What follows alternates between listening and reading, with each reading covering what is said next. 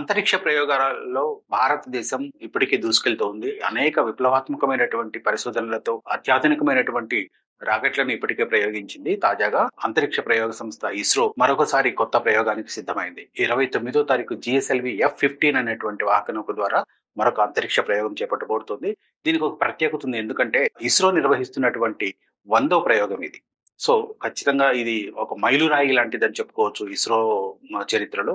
దీన్ని ఖచ్చితంగా సక్సెస్ చేయడం ద్వారా మరింత పురోగతి సాధించాలని ఇస్రో భావిస్తోంది. షార్‌లో అంటే శ్రీహరికోట అంతరిక్ష కేంద్రంలో ఈ ప్రయోగం సిద్ధమవుతోంది. ఇప్పటికే షార్‌లో 2 లాంచ్ ప్యాడ్‌లున్నాయి. మూడో లాంచ్ ప్యాడ్‌కి కూడా ఇటీవలే కేంద్ర ప్రభుత్వం అనుమతి ఇచ్చింది. దాదాపు 4,000 కోట్ల రూపాయలతో ఈ మూడో లాంచ్ ప్యాడ్‌ని కూడా నిర్వహించబోతున్నారు. ఈ నెలలోనే దానికి భూమి పూజ కూడా జరగబోతుంది. సో అంటే స్వాతంత్రం వచ్చినప్పటి నుంచి ఇప్పటి వరకు అంతరిక్ష ప్రయోగాల్లో ఇస్రో అనేకమైనటువంటి విజయాలను నమోదు చేసింది. ఇప్పుడు 100వ ప్రయోగాన్ని కూడా పూర్తి స్థాయిలో సక్సెస్ చేయడం ద్వారా మరింత పురోగతి సాధించాలని ఇస్రో భావిస్తోంది.